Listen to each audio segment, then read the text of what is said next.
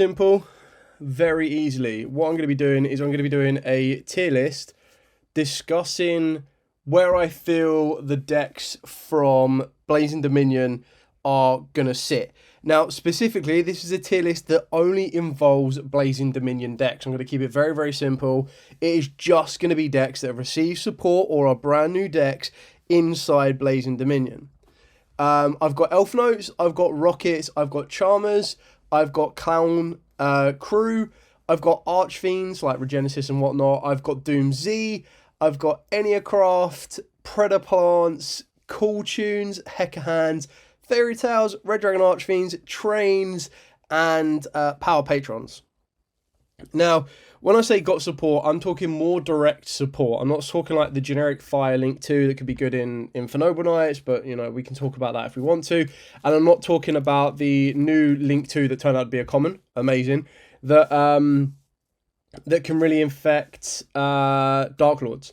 I'll mention Dark Lords when we talk about the Power Patrons as well, so you can kind of get an idea of how they overlap and how they work.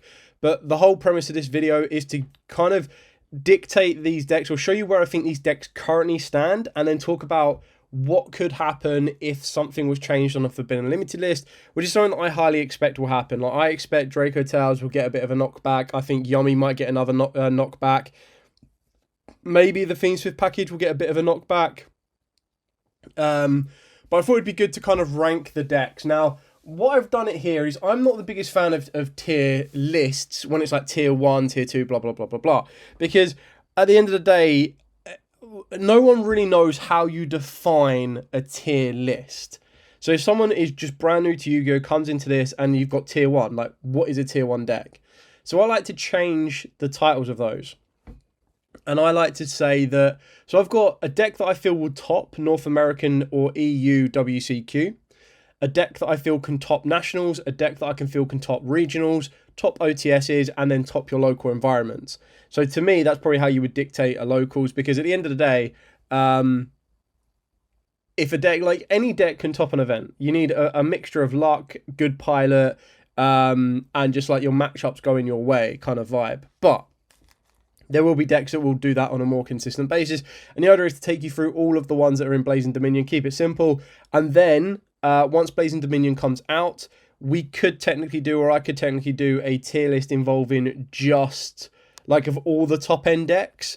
But I feel that that's probably going to be more efficient post the Forbidden Limited list. I just don't know when something like that is going to happen. It could happen in like 1 or 2 weeks time, or 3 to 4 weeks time, and, you know, so on and so forth. So, viewer participation is encouraged within reason, and kind of we'll talk back and forth about, if I have missed anything off, let me know and I'll try and find it and add it to the list. But yeah, just kind of give you a bit of an idea of what we're planning to do here.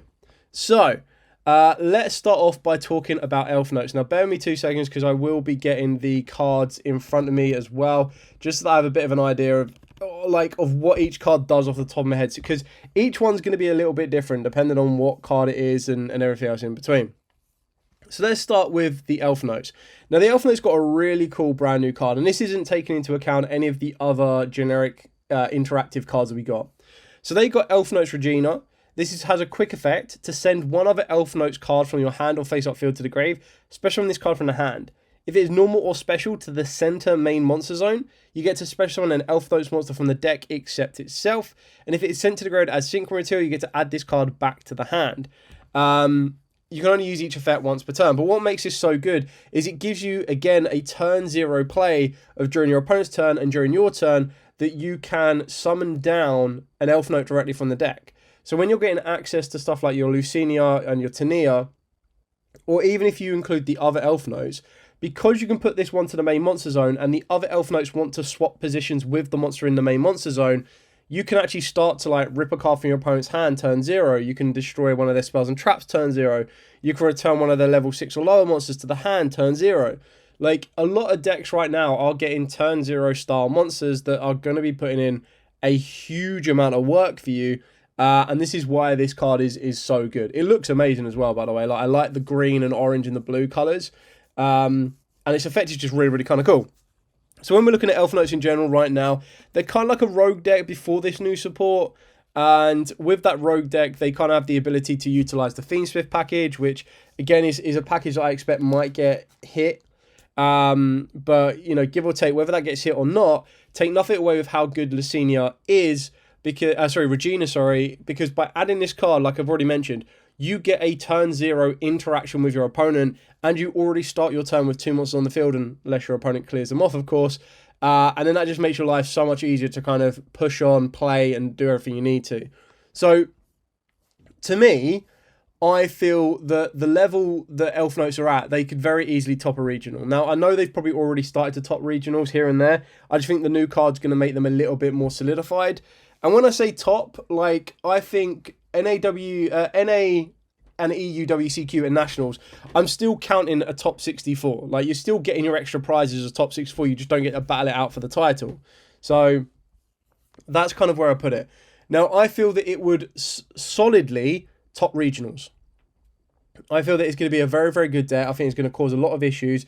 And I feel the one thing that it was lacking was this consistency. You've got another access to an Elf Note monster. You've got the ability to get an Elf Note monster to the field. And the fact that it lets you send an Elf Note monster from the field as well, it means if you've already got an Elf Note monster in the center main monster zone, it can help you push through it, which is quite nice. It would have been really cool if it sent any card, because then you can just play around with the Nibiru that gets you caught, or the Nibiru that gets caught in your main monster zone, but still. I think this deck could be very, very good. I would not be surprised if it does sneak into a national somewhere, considering we've got loads of nationals going on around the world. But for now, I think a comfortable place to put it would be regional. Rockets. Now, Rockets haven't really done anything since they got their most recent support. If we're being honest, like if you consider Rockets post what was it? The previous set we just got, Burst Protocol. So if you consider Rockets post Burst Protocol, they haven't really been able to do a lot. Now, there's a lot more that the deck can do with the Breach Boral Dragon. So it requires 2 Dark Dragons, including a Rocket monster. And if it is Link zoned, you add a Rocket, I think it's a Rocket, spell or trap from the deck to the hand. You get a quick effect to target a Dark monster you control, and it gains an X amount of attack. I think it's like 500 attack. Or if it is no longer on the field, you get to special summon a Rocket monster from the deck in defense vision. So obviously it's a way that you could destroy your own monster that the Breach Boral Dragon targets, and then get the summon directly from the deck. So it's good. It lets your combos extend a little bit more. The fact of the matter is, in my opinion, it's not as big of a jump up as like a Regina. It's not giving you a turn 0 play. So Rockets, again, I would not be surprised if they kind of can take an OTS. And by an OTS, for those of you that aren't familiar with this, OTSs are basically like a step down from regionals, but a step up from locals. I wouldn't be surprised if it took an OTS, but considering that OTS is only going to be your top 2, I think that it's probably more comfortable at a local level. Like, I haven't seen many Rocket decks running around that are generic, are like generally Rocket decks. And hopefully you guys will be able to kind of prove me wrong on this. But I feel that it's probably a solid local style deck, and it could sneak a little bit higher if it needs to. Spirit Charmers. So Spirit Charmers actually got 3 brand new cards in this set. Of those 3 brand new cards, one of them was an ultra rare. The rest were kind of very basic commons.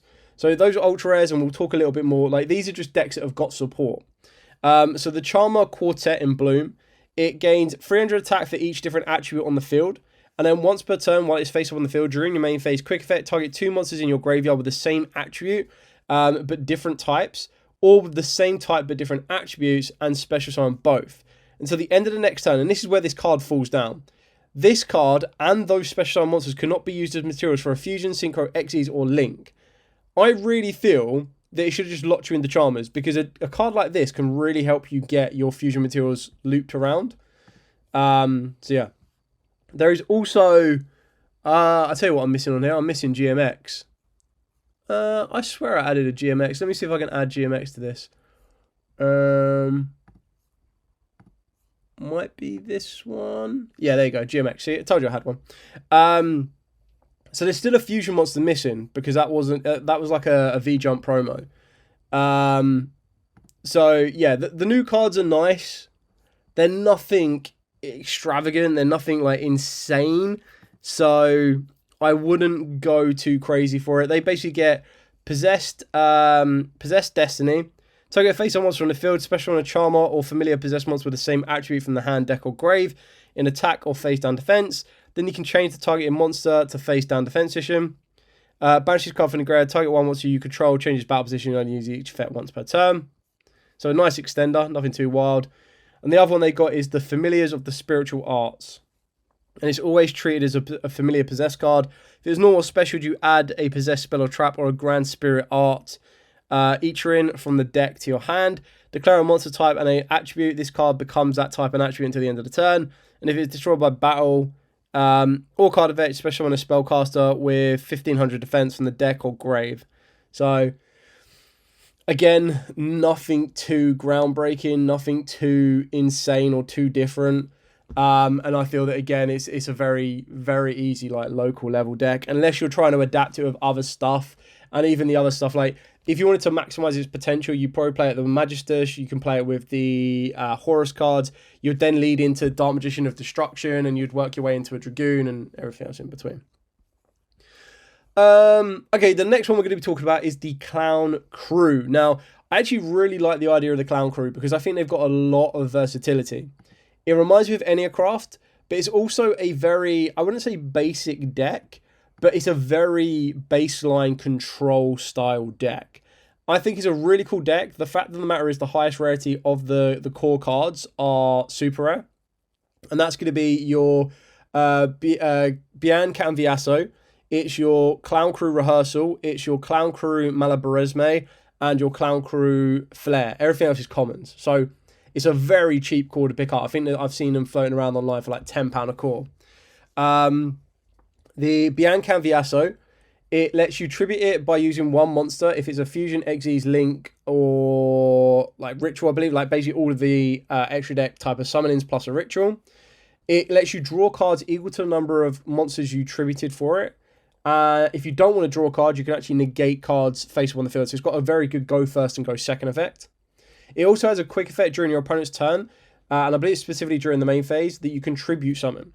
Now, the reason that that's so good is that then opens up the door that you can tribute summon down a second Bian Canviso and draw more cards, or you contribute into stuff like Vanity's Ruler, Vanity's Fiend, not so much Majesty's Fiend, but technically you could do.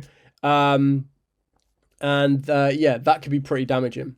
The Malabarisme is a quick play spell card that lets you summon out 2 Clown Crew monsters from the deck or extra deck. So that's how you can get into like your extra deck monsters that all have effects that when they're tributed, they will give you certain things. So like the Synchro lets you add a Clown Crew card from the grave back to the hand. The Xyz, I believe, is the grab a monster. And you set a trap, and the Fusion monster is set a spell, or vice versa. The Clown Crew Flare, which is the Ritual monster, it lets you reveal it in the hand and then add a Clown Crew card from the deck to the hand, and then you discard a card or put a card back. So it's basically like Illusion of Chaos in own archetypal. Rehearsal lets you add a Bian Canviso, which is obviously the main monster you want to go for, and then you can also add any other Clown Crew card, which will probably end up being Malabarisme, and then I think you discard a card. And then the other one is the Matinee, and the Matinee lets you draw cards during the end phase, up to the number of different types you tributed: Pendulum, Fusion, Xyz, Synchro, and Ritual. And then you get to set a spell or trap from the hand. So the reason that's so good is if you really wanted to, you could build the deck, like you can naturally play Dominus Purge if you wanted to. You can play it with the Nouvelles, you could play it with Kashtiras. You're going to be better having a minimalized engine. And it really does come down to you and whether you want your deck to be spell and trap control and you just draw loads of cards, or if you want them to be Floodgate-esque control and you just draw into... Because the best thing is, because of your Bian Canviso, you could draw... During your end phase, you draw 5 cards. Of those 5 cards, if any of those are Vanities or Vanity's Ruler or Vanity's Fiend, you can just tribute it during your opponent's turn, which is pretty nuts. So, I feel that the deck is very, very control heavy. I would not be surprised if we saw... It's technically not stun. And it does lock you out of effects from the... Special summon monsters from the extra deck in the deck. The turn you activate those effects. But it can kind of control and still get a bit of aggression onto the field. Maybe I'm being a bit generous to put it above the rest of these because it is one of them ones where it's more control than anything else, rather than combo. So maybe it's on the same level as Rockets. Hero not in here. So Hero should be in here. The reason I didn't have heroes is because I didn't know that the card was in here when I set this up, was in the set. And you're talking about Miracle Ejector. So the Miracle Ejector is always treated as an elemental hero card. If this card is in the hand, you send a Neo-Spatial monster from the deck to the grave. Special on this card. If this card is normal or special, you get to add a spell or trap that mentions an elemental hero monster. Monster's card name from the deck to the hand. If this card is sent to grave, target a card in your opponent's graveyard and banish it. It did get another card called Hero Flash. But this one just gives your elemental hero monster piercing battle damage. Target cards up to number of elemental hero monsters you control and destroy them. Add to your hand or special summon an elemental hero monster from the graveyard. Elemental hero monsters can attack directly this turn. So I think like the Miracle Injector as an import is probably going to be is the better card. It's nice you can send a Neo-Spatian. I just don't feel how effective that is in comparison.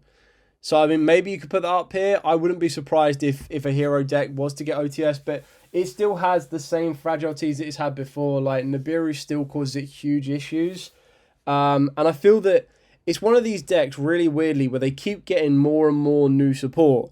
But the more and more new support they get doesn't actually help them answer the issues that they currently face, which is kind of annoying. I know Contrast Hero got relatively close, but still not to the way that it needs to be. Okay, so then the next one is Archfiends, and this is Archfiend with Regenesis, Archfiend on its own. Now, Archfiend on its own is going to be a little bit weaker than Archfiend with Regenesis, but they got some crazy good cards. They only got 2 new cards, but the 2 new cards they got are pretty special, to be honest. So they got a brand new Quick Play, and they got a brand new Ritual Monster. So their Ritual Monster, being Archfiend Matricia, lets you target an Archfiend spell or trap in your graveyard or banishment. Destroy this card, and if you do, add that target to your hand, which is quite nice because it lets you resuck your Archfiend Throne and everything. You Ritual Summon this card with Throne of the Archfiends, and it must be Ritual Summoned. If it is Ritual Summoned, you get to destroy as many spells and traps your opponent controls as possible. Then if this card is in the extra monster zone, you get to banish spells and traps from your opponent's graveyard. Only to each effect once per turn. It's unaffected by other monster effects while in the extra monster zone. It's nice, but if you're playing Archfiend or Regenesis, this isn't going to replace the other Archfiend monster you're playing. The one card you're definitely going to be playing and maxing out on is going to be your Archfiend Usurpation. So activate it by using one of the following effects. It's a quick effect. Set an Archfiend trap directly from the deck or grave, and it can be activated this turn. Or you can Ritual Summon an Archfiend Ritual monster from the hand or face-up extra deck by tributing monsters from the hand or field whose total levels equal or exceed. So that's another way to get the Archfiend Emperor out of your extra deck. And like those new support cards are really great for the deck. If you're considering Regenesis already have the capabilities of topping a regional. Topping a OTS. And I'm pretty sure actually I've seen I saw a Regenesis the other day. I might actually Google it now. Because I definitely saw a Regenesis deck that topped an event. I could have sworn there was one that topped a regional. Bear me 2 seconds and I'll try and find it. But I could have sworn there was one that I saw the other day that topped. I could be so wrong though. Yeah, there we go. So undefeated Regenesis Bestial. That's 3 months ago. Yeah, I could have sworn there was one that topped, but regardless, the deck's fun. The issue is it kind of becomes a bit of a hybrid. So if I'm being honest, again, this one probably sits at the local level. I feel that I don't know, because the Regenesis can carry it. I mean, all right. Regenesis would get you to the OTS, but if you're just playing Archfiend, I think you're in the same level here. It's basically just, it's lineage. Is lineage the right word? It's lineage support, but can work out nicely. You could also argue about having Archmage up here because you get a brand new counter trap, but I mean, maybe that isn't enough to tilt it, or maybe it is. I'll let you decide on that one. Now, Doomsy. Doomsy are a big one right now. A lot of people are hyping up Doomsy. So you've got Doomsy Command. So the first time the equipped monster would be destroyed by battle, each turn it is not. You can only use each of the following effects once per turn. During your main phase, you get to destroy the equipped monster, and if you do, special summon one other Doomsy monster from the hand, grave, or banishment in defense position. And if this card is in the grave, target a face-up monster you control and equip it to it. And then take damage equal to its level or rank times 100. So not too bad. The card that is really going to kind of change Doomsies for the better is the ultra rare that they got, which looks incredible, and it is the artwork that I've chosen up here, which is Doomsy 13 over Glethario. So this one is once per turn you can also Xyz it using a Doomsy Xyz monster you control, and I believe you transfer its materials across, which is pretty nuts as it is. So it lets you rank up the rank 4, and the rank 4 was kind of like not the most ideal one to have for your plays, really, when you think about it. But you also get to detach material from the card to add a Doomsy spell or trap from the deck to the hand, and then you get to destroy one card on the field. If this card is destroyed by card effect, you get to special summon a non-Xyz Doomsy monster from the deck or grave, only each effect once per turn. So floatability, it gives you direct access to get to what you need to. It looks incredible. And then the whole Doomsy archetype can be utilized with the Power Patrons. That kind of hybrid, like the Power Patrons is probably going to be one of these ones where it becomes a newer splashable engine for certain decks, not all decks, but some decks. Especially when you're looking at the other Power Patron cards that are in this set. It really is basically like the Power Patron set, in short. So yeah, with Doomsy, I would not be surprised if they take a regional, and I would not be surprised if they do higher. It's a very good control deck. It can set itself up with like a mini towers. I feel we could be going back into a way of kaijus running around a little bit more, but when you kind of take towers as the modern competitive Yu-Gi-Oh player, you're probably looking more so at Loonlights being that kind of bar right now.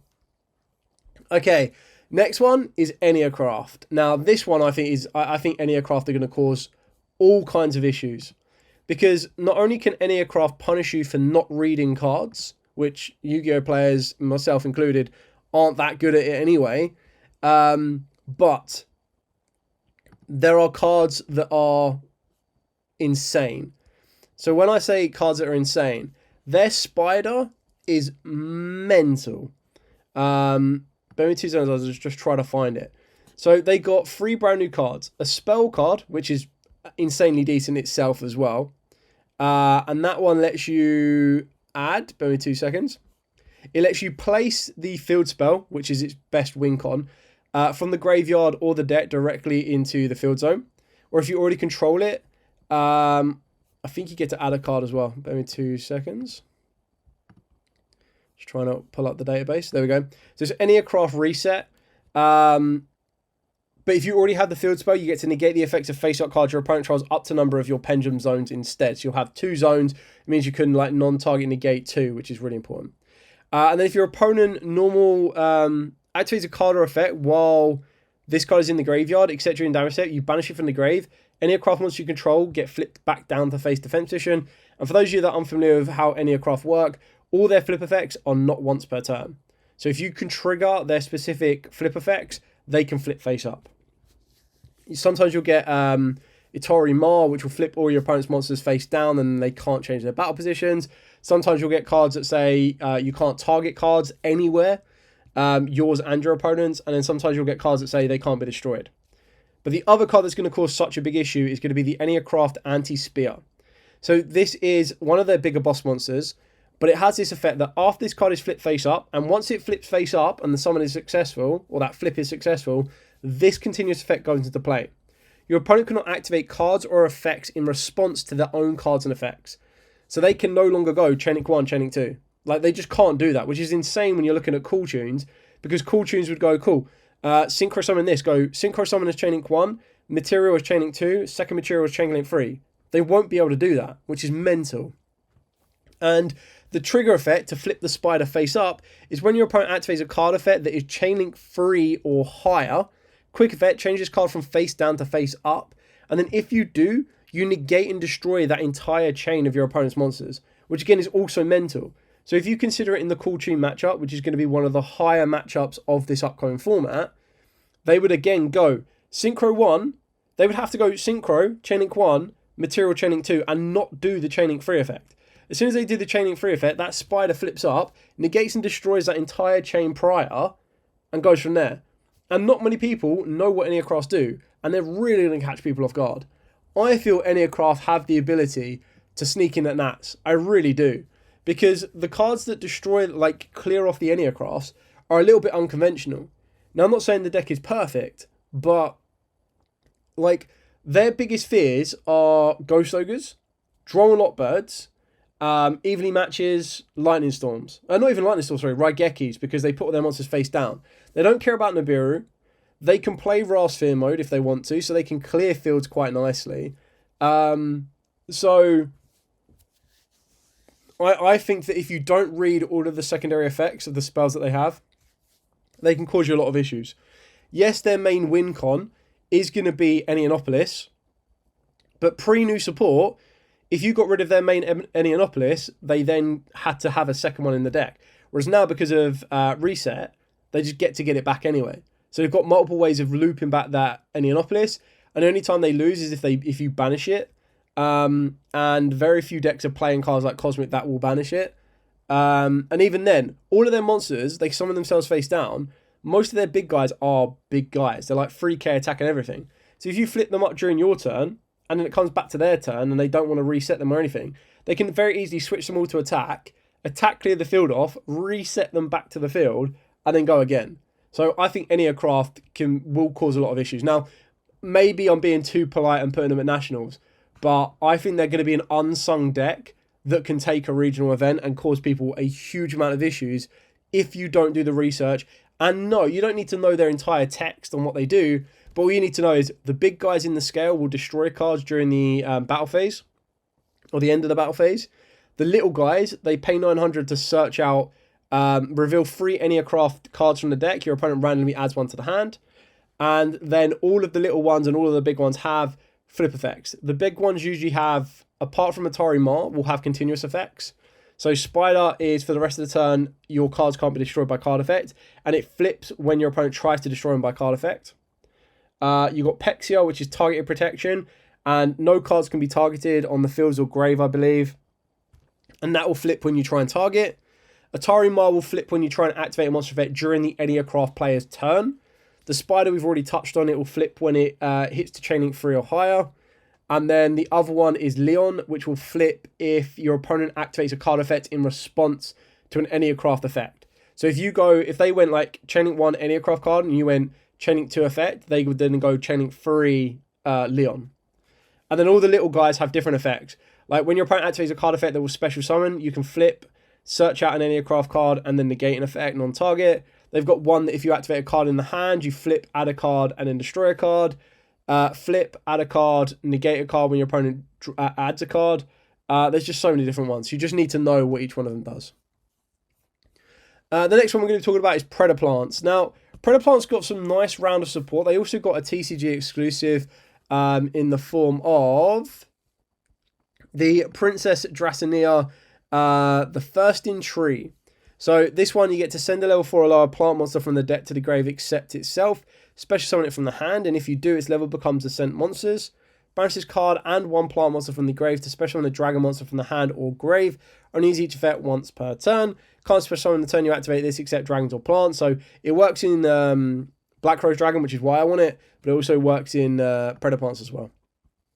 And then when we're looking at the Predaplants themselves, the Predaplants got like a couple of really good cards in a sense. So I'm just trying to find some of them off the top of my head. Bear with me 2 seconds. They didn't get any high rarity stuff, which is quite nice. They got a brand new fusion monster. They got a brand new spell card, and it's the spell card that's really going to cause not huge issues, but it's the spell cards that are going to make you go, oh, okay, they've got this now. So maybe 2 seconds, I'll try and pull them up. No. There you go. So they've got the Starving Venom Wing Dragon, which is like the pendulum cross with Crystal Wing Dragon, which is mental. But then they've got Predar Primitive. So this is a normal spell card. You send a Predap card from the deck to the grave, except itself, to add a polymerization spell or a fusion spell from the deck to the hand. You can't special summon from the rest of the turn after it resolves except plants and dragons. And if a monster or monsters is special to your opponent's field except during damage step, banish it from the grave, target a fusion monster you control, destroy it. You can only activate one Predap, Predator Primitive Fusion per turn, or Predator Primitive per turn. Yeah. So it can be very, very disruptive. And then the Starving Venom Winged Dragon is a fusion monster plus a clear wing monster. I don't know if they actually even summon this, but could be wrong. They also got a new... Well, no, they do get a new tuner, so they can actually technically synchro into it. But they got loads of commons. Basically, it's a very easy deck to put together. It's another one of these ones that I wouldn't be totally shocked if it was to do anything. But I feel that it kind of comfortably sits within this bracket here of locals levels. Like, as an actual Predaplant deck, if you have like a very small Predaplant engine in something, you know, it's a little bit different. Okay, moving on. Cool Tunes. So Cool Tunes is going to be one of the hype decks around right now. Cool Tunes got a card called Rotary, which is this artwork of the card right here. It basically is custom, I guess, for the deck. It's pretty insane. So, if this card is on the field, would be used as synchro material. A tuner in your hand can also be used, which is exactly what Cool Tunes do anyway. It's a level 1, which is the one level that a lot of Cool Tune cards were screaming for, because they've got Rico and Mix that both search out levels except their own, being a 3 and a 2. So now you can search out anything you want. And then the specific effect for Rotary is you get to reveal it in the hand and one other tuner in your hand. Immediately after the effect resolves, you normal summon a tuner. And if it's sent to the graveyard as synchro material, you get to activate one of the following effects.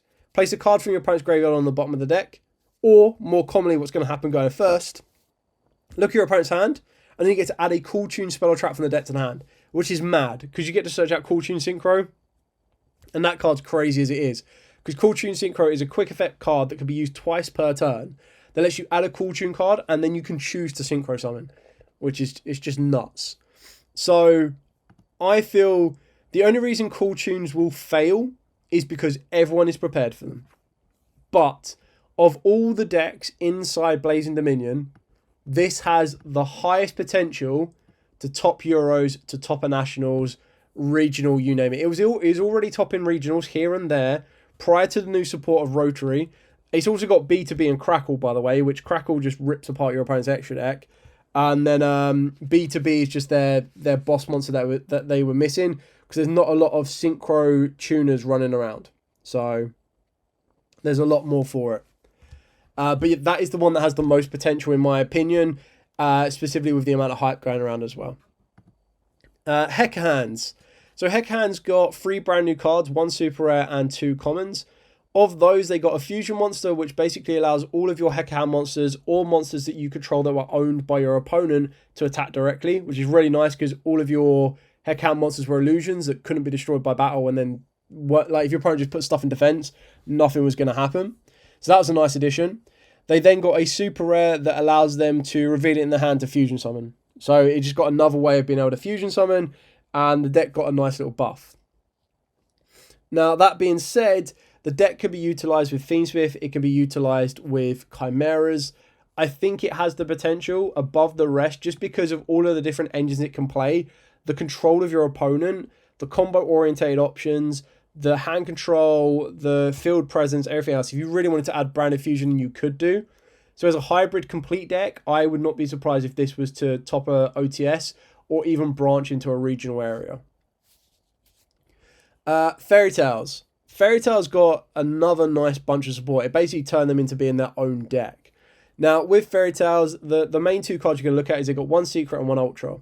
The ultra rare being the Fairy Tale Match Guru is if a spellcaster with 1,850 original attack is on the field, you special on this card from the hand or grave.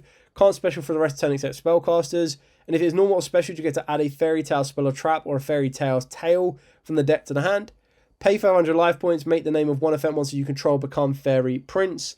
This is basically going to be your route into your fusion monsters and your route through your fusion monsters as well. And then they did get a fusion monster being the Teller of the Fairy Tales. And this one has It requires a light fairy tale monster and a spellcaster. Your fairy tale monsters cannot be destroyed by battle. You can only use each of your effects once per turn. If this card is fusion summoned using fairy prince as material, you get to destroy as many cards your opponent controls as possible, and if you do, inflict 500 damage to your opponent for each card destroyed. When your opponent activates a card or effect, quick effect, banish a fairy tale card from the hand or grave, except itself, negate the activation, and if you do, destroy that card. So they got their own inbuilt negation before Heroes did. Yeah, just double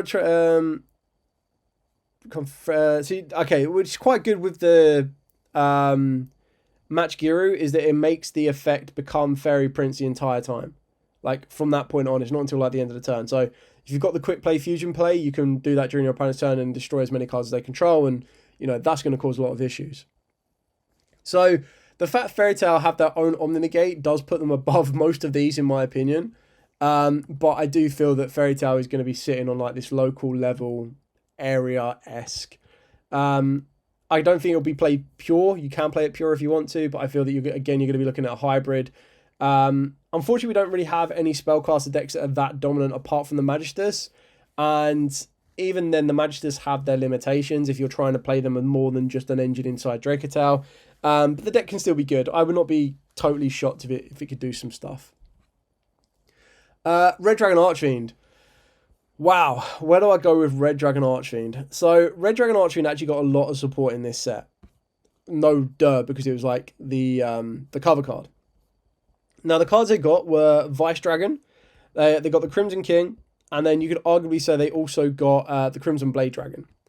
So, the Crimson Blade Dragon is, if it's synchroed, you get to take a level 8 or higher monster that cannot be normal summoned or set from the deck or grave, and either add it to the hand or special summon it, but you negate its effect, so it just lets you loot back some resource. The Power Vice Dragon is a Red Dragon Archfiend that was synchro summoned using this card as material. Cannot be destroyed by battle. You're going to use each of one effects once per turn. If you control no monsters or all monsters you control are Dark Synchro, special on this card from the hand. And if this card is special summoned, you get to add a Resonator monster from the deck to the hand. You can't special from the extra deck for the rest of the turn except Dark Synchros, which is absolutely fine. And then your Crimson King is, if this card is synchro summoned, you get to add one card that mentions Red Dragon Archfiend from the deck to the hand. When your opponent activates a monster effect, quick effect, you banish this card you control, special summon a Red Dragon Archfiend from the extra deck, and it's treated as a synchro summon. And if you do, its attack becomes double, and it can't be destroyed by your opponent's card effects. So, again, I feel that Red Dragon Archfiend need to play the Bestials. Now that the Bestials are more accessible for pretty much everyone, it's going to make the deck a little bit more accessible. It's going to make the deck a little bit more powerful, a little bit more consistent, and Dispatter was one of the biggest missing pieces. The fact that it locks itself into Dark Dragons limits its ability to extend much further. And that's kind of really what makes it kind of tick. I would not be totally shocked if it was to take an OTS. I think it's probably a little bit better than Heekkahands, but I feel the surprise factor of Heekkahands might put it just above it. And again, you could argue that these could fall quite easily into the local area more than anything else. I'm being like a bit generous on these just because I know that with the right openings, especially in the right format, like if Bestials are prominent, because the format right now would be loads of Fiendsmiths around in the top end decks, they would actually have really good matchups against those particular ones. Yes, it can also be played with Centurions. It can also be played with Elf Notes, as Rev cards has also shown. I think Centurion is probably going to be the best way of playing it, but again, I feel that the Bestials, you'd probably swap out the Centurions for the Bestials. But when you're playing the Centurions with it, you have more onus on going first. Like, you need to get your go first plays, whereas the Bestials give you a bit more interaction. But I think the deck has potential to do a lot. What's the viability of Doomsy? I see you gave it a regional tier. What would need to be to bump it up? I mean, like, the biggest issue to go from a regional top to a national top to a North American EU WCQ is quite a big bit. And what I mean by that is, the reason that decks like this are higher up is for the pure fact that there's going to be more of them around. So you've got more of a chance of that deck topping that event. But that's also a detriment as well, because the more of them around are, the more people are going to be prepared for them. Now, Cool Tunes could become the Enneacrafts. And we'll see that because I think America have got an event the week of release or something, where everyone is so prepared for them that people that have them don't play them because they think everyone is going to be so prepared for them. And to make Doomsy become And the only reason as well, the other thing as well, is of this list, I'm 99% sure Cool Tunes is the only deck that actually has a regional top, multiple regional tops, before the new support, and the new support makes them better.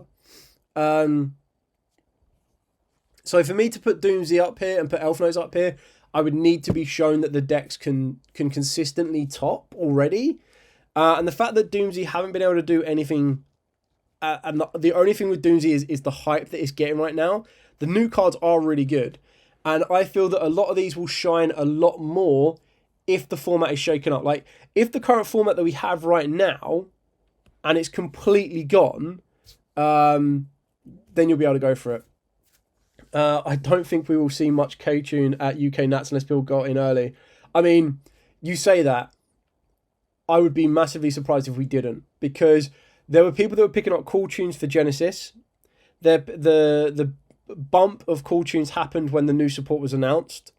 Then there's been a lot in recent weeks of requests from Cool Tune decks.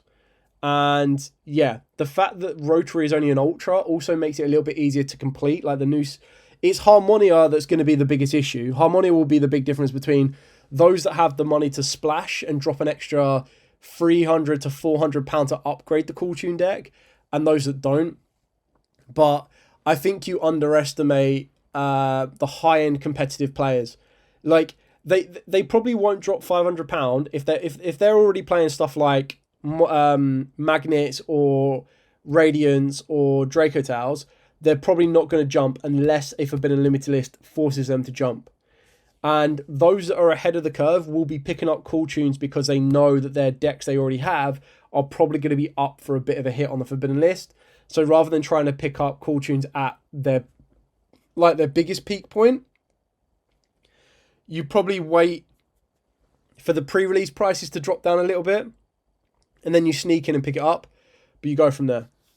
All this for an air fryer. Yeah, you're not wrong. Yeah, so that's kind of what I would say. I would need to see these decks top regionals consistently. But like I said, I'm not counting like one or two. I'm not saying if we were to have, for example, UK Nats and one Elf Note got a nationals top, like that person could have had a really good day or anything else. But I feel that Cool Tunes are going to be... I will be amazed that once Blazing Dominion comes out, if we don't start seeing Cool Tunes top more events, in my opinion. Okay, final 3 decks. So, the final 3 decks we have, one of my favourites right now, and I'm still waiting to pick up the new cards, because annoyingly, Exceptional Schedule was a secret, and I was like, damn it, is Trains. So, Trains got a brand new spell card to allow you to add a special schedule or an urgent schedule from the deck to the hand. Then you special summon a scheduled token, which is going to be a level 10 with 3000 attack and defense, to your opponent's field. Banish this card from the grave to then target a level 10 machine monster in your grave or banishment. Send a card you control to the grave, and if you do, special summon that monster. It then also got a lot of super rares, and a couple of ultra rares. Let's talk about the ultra rares first, because the ultra rares were their boss monsters. So they got 2 new Super Dreadnoughts, one being the Super Dreadnought Rail Cannon Flying Launcher, and one being the Rail Cannon Gustav Rocket Ultra. What a mouthful. This is a 5000 attack monster. This is the Gustav Rocket. So once per turn, you can also Xyz it by discarding 1 card and using a Super Dreadnought Rail Cannon Gustav Max you control. Transfer its material to this card. When your opponent activates a monster effect while this card has material, quick effect, you can negate the activation if you do destroy that monster. Then inflict 1000 damage to your opponent. Only use each effect once per turn. And then during the end phase, detach 1 material from this card or destroy it. So it's a 5k boss monster, which by the time you make it is already going to do 2000 damage to your opponent through Gustav Max. And then like another 1000 damage, which is insane. And then the Flying Launcher, you get to normal summon a machine monster during your main phase each turn in addition to your normal summon or set. You can only use each of the following effects once per turn. If it's Xyzed, you get to add a Earth Machine monster or a Barrage Blast from the deck to the hand. You can detach any number of materials from this card, target that many spells and traps on the field and destroy them. It's a shame that's not a quick effect. But, yeah. So they got that. They then obviously got a couple of spell cards as well, which just make the deck even better. So, bear me 2 seconds as I try and pull them up. So, of the rest of the terrains... They got the Nonchalant Tren. Let me get that one up. There's also one more. Oh, yeah, there we go. Heavy Armored Knight Babbledecker. So normal summon this card without tribute. You can only use each of the effects once per turn. If it is normal or special, you get to special on an Earth Machine monster from the hand. During the main phase, if your opponent activates a card or effect this turn, special on a rank 10 Earth XZs from your extra deck, which is pretty mad anyway. And then the Night Train Blue Traveller. Discard this card to add a train connection or evolving switch yard from the deck or grave to the hand. Only each effect once per turn. If it's in the grave, you get to target another Earth Machine monster in your grave. Special on both it and this card. You can't special on from the extra deck for the rest of the turn except Machine. So it's going to be like rank 10 turbo, which is pretty nuts. But it is just going to be a lot of heavy end monsters. There will be like heavy, like I reckon they can OTK very easily, but the deck is like before the new support, the deck's really annoying to play against because it's actually really good. I feel just because of its powerhouse capabilities and its combo oriented, again, I wouldn't be surprised if it was to sneak up here. Just because of how fast and aggressive it can be. I just don't know if it has enough to do it with the current decks that are around. So, like I said, if I'm looking at all these now, right, a deck that's already proven before the new support that it can top a regional. A deck that was on the cusp of topping regionals and probably topped one or two that I didn't see. Decks that just got insanely good support that can become anti-meta control decks. Decks that would not shock me if they were played at a higher level through fan theories, fan plays, and just generally how good they are. And then decks that I feel no matter how good and how lucky you get, eventually you will run into a wall. Unless you're playing the Clown Crew and you're just able to lock your opponent down every single one of those times. So yeah. Bring back my Borolo. So if Borolo Savage Dragon comes back, then Rockets get another new buff. There's no doubt about that. I think Predator is going to do better than people think. One guy is just Miracles, which is what I mean. Like, you can't really count a Miracle Top, and it happens. I'm not saying it wouldn't. You can't count a Miracle Top as a consistent justification, because at the end of the day, there could be a Miracle Top with Charmers, like for sure. And I don't think, bar decks like Valkyries and War Rocks, which in my opinion just are unplayable style decks in a consistency factor, I don't think there's any deck that could not possibly top events, give or take, with the right one. So, right, we've got two left. One of them being the Power Patrons. Now, the Power Patrons got some really cool cards. So, bear me 2 seconds while I find all of the Power Patron cards, because they got loads of cards. But the Power Patrons got a TCG exclusive, which is a secret. Whether that comes in to play or not is entirely, whether you want to count that towards them or not is up to you. They got a field spell. I'm going to try and open up all of the Power Patron cards, but I can't promise anything. There we go. They got 2 ultra rares, technically a secret rare. I think I'm missing one. There we go. Okay.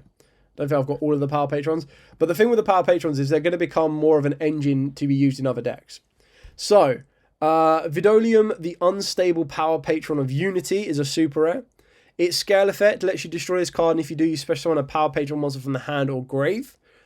Destroy this card. Also, this turn, Power Patron monster you control, whose original level is 12, will gain 5,000 attack, which is mental. Its monster effect is that it cannot be normal summoned or set, and it must be special from the face-up extra deck or grave by returning a Fusion Synchro and 1 Xyz monster from the face-up field and or grave to the extra deck. If this card is added to your extra deck face-up, you get to add a Power Patron card from the deck to the hand, and it's each effect once per turn. And if this card is special summoned, banish face down all cards from the graveyard. Unaffected by monster effects except Power Patrons. Then we've got Prohibited Power Patron Portal. Send the Power Patron monster from the deck or extra deck to the grave to then add a Dark Fairy monster from the deck to your hand. You can't declare attacks for the rest of the turn except with Power Patrons. At the start of the damage step, if your Power Patron monster battles an opponent's monster, you get to banish this card from the grave. Banish face down that opponent's monster. This is basically just a bit of spot removal. Plundered Power Patron Plane, which looks incredible, by the way. Reveal a power patron monster in your extra deck. Banish face down one card from the hand. Then add to your hand or special summon a monster from the deck that mentions the revealed monster. Only use each effect of the plundered power patron per turn. Monsters your opponent controls lose 100 attack for each banished card. Your opponent cannot activate card effects in your graveyard in the graveyard while you control the plunder power patron. So, oh sorry, no, any of the big power patron, the Nerva, Jupiter, or which I think are the names of the other monsters. Then you got the Chuperio, the Shade Machine power patron. Scale effect is during the main phase, destroy both this card and one power patron or Doomsy monster in your hand or field. Then destroy a card on the field. It's always treated as a Doomsy card. You can banish face down the top 3 cards of your deck, destroy this card, and if you do, special summon a Jupiter, the power patron of destruction from the extra deck. It's treated as an XZ summon. Then you get to attach one card from your hand to it, and it is added. If this card is added to the extra deck face up, you add a power patron or Doomsy spell or trap from the deck to the hand. Then we've got the Junolo, the Shade Spirit power patron, which is the ultra rare. If a power patron or elf note is special to your field while this is in the pendulum zone, except during damage step, destroy it, and if you do, draw 2 cards and then discard one. It's always treated as an elf note card, and then you get to banish the top 3 cards of your deck face down, destroy this card, and if you do, special on one of the Genora, the power patron of tuning, from the extra deck, and it's treated as a synchro summon. If this card is added to your extra deck face up, you get to add a power patron or elf note card from the extra deck, face up extra deck, or graveyard back to the hand. So, really good recyclability. And then the final one is the Noverdo, the Shade Beast Power Patron. You get to negate a monster effect activated by your opponent in response to the activation of a Power Patron or Archmage monster effect. Then destroy this card. It's always treated as an Archmage card. And then you get to banish the top 3 cards of your deck face down. Destroy this card, and if you do, special summon a Nerva, the Power Patron of creation from the extra deck. And is treated as a fusion summon. If this card is added to your extra deck face up, you get to special summon a Power Patron or Archmage monster from the deck. Or face up extra deck, except itself. So, there's a lot going on with the power patrons. Yeah, there's a lot going on with the power patrons. I just feel that it's one of these ones, and I'm trying to remember what law it is, but there was a law that was done where it had one card. I think it's the Crusaders, right? The Crusaders had like a card that was basically a card from every archetype that was a part of the law, which is insane. So I think the power patrons are going to be all over the place right now. So to me, it's way too early to judge where the power patrons can rank. But as an engine, if the deck that it's supporting is already going to be good enough, I would not be surprised if it sneaks in. So, is Enneacraft this format controls deck, or is it Clown Clan?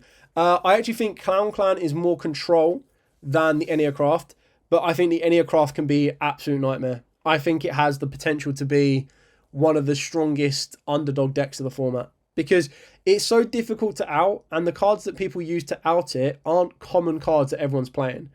If people start to play those common cards, then it becomes weaker and weaker and weaker and weaker. So, okay, the final deck that we're going to be talking about is the TCG exclusive, being GMX. Now, GMX actually got a lot of cool cards. They got 3 ultra rares. I think like 1 super rare or 2 super rares and a common. So the art that I've got in front of you is the GMX partner Silandia. Reveal this card in the hand, especially when a GMX monster or a dino from the hand. You can also you can only attack directly with GMX monsters for the rest of the turn. If this card is specialed by a monster effect, you get to special summon a level 4 or lower GMX or dino from the hand, grave, or banishment in defense position. I just think that these are going to add so much to dinos, it's crazy. You've then got the GMX 55th Experiment Report. Quick effect to fusion summon a Dino Fusion monster from the extra deck using monster from the hand or field. If your opponent controls a monster, you can also use a GMX monster in the deck as material. During the main phase, you get to banish this card from the grave, activate the top cards of your deck until you activate a GMX card, add that card to your hand, also shuffle the rest back into the deck. You can only use 1 effect per turn, but the idea is it's a quick effect to fusion summon, which is going to be pretty nasty when you're trying to work your way into stuff like the GMX Comprex. Which requires a GMX monster plus 2 dinos, and it gains effect based on the number of dinosaur monsters used as fusion material for this card. 3 or more, your opponent cannot target this card with card effects. 4 or more, it can make up to 3 attacks during each battle phase. 5 or more, each time your opponent normal or specials a monster, they lose 800 life points. And then once per turn, if you excavate a card or cards by a GMX card effect, you destroy all other monsters on the field. So it's very easy to destroy all other monsters on the field. There's ways to loop back Miscellaneous Saurus now as well. So the best thing that the GMX is going to do is support dinos. Like, that's what it's going to do. It's going to take dinos up a level. And to be honest, with the effects of cards like the GMX Comprex, where you don't want to hit a GMX monster, like when you're playing this card, you want to be able to hit, you want to hit 4 dinos and then a GMX. Because the way that it was ruled is if you use the other spell card, the other fusion card that lets you excavate and then fuse, you have to hit all the dinos before you hit the GMX. Once you fulfill the requirements of at least 1 GMX and 2 dinos, you have to stop there and perform the fusion summon. You can't keep going and going and going and going. So the idea is you're either going to need to hit, because it specifically needs 1 GMX monster, you're going to need to hit 4 dinos first and then their GMX to summon it and get its full effects. So with that being said, I would not be surprised if this was being used as a very small engine in dinos, took the top, like took one of these. I would not even be surprised if I saw a GMX list which only played like maybe 10 GMX cards and the rest was all dinos and breakers coming at a regional level. I don't think that's going to happen. I'm just saying I would not be shocked if it did happen. I feel that it's still undefined whether it can branch out of locals. However, just because I know how good dinos are, and there are a lot of dino fans out there, and a lot of dino players are super stoked about the GMX cards, myself included, I would not be surprised if this was to take a OTS event. Like, I would not be surprised. It will definitely, like, I would not be surprised if it wins a locals. I would not be surprised if it topped an OTS event as well. So, yeah. Okay, that is it for the video. So that is nearly like a full hour video on this one. Hopefully this gives you a bit of an insight into the thoughts behind this. Now, obviously, if you were to ask me, okay, what decks would I get from, depending on what you were trying to achieve, what decks you should pick up from this, right? If you wanted to do well and not spend a lot of money, and you're not a heavy combo player, I would say get Enneacraft or get Clown Clan. Heck, to be honest, Clown Crew, heck, get both. You can get both of these for the same price right now as a Doomsy core, an Elf Note core, or a Cool Tune core, right? Very easily. If you said to me, I don't care about money, I want the best deck around, I would go for a Cool Tune deck, or a Elf Note deck, or maybe a Doomsy deck. The only issue I have with Cool Tunes right now is I feel that it's going to be one of them decks that everyone and their mum is going to be on. Everyone's going to know about it. Everyone's going to know how to play against it. It's going to come down to dice roll. You're going to have a target on your back. If you are prepared to have that target on your back, then by all means go for it, and it might not be that big of an issue for you. If you said you just wanted to play for fun and have a good time, I would say Heekkahands, Red Dragon Archfiend, and Fairy Tail. I think Fairy Tail would be really fun to play this format. I just feel that we're missing Fairy Tail Snow, and it needs to be played with stuff like Magistus and Trains. I think Trains would be really fun as well. Like, if you like aggressive decks, I think Trains would be pretty insane to play, to be honest. Anyway, that's it for the entire video. Thank you so much to every single one of you that watched live. Any questions at all, by all means, please put in the comments down below. I will be more than happy to answer them. But I'm going to leave it there for now. Have a very, very good rest of your evening, and I will catch you all on the next one. So stay safe, and of course, happy dueling.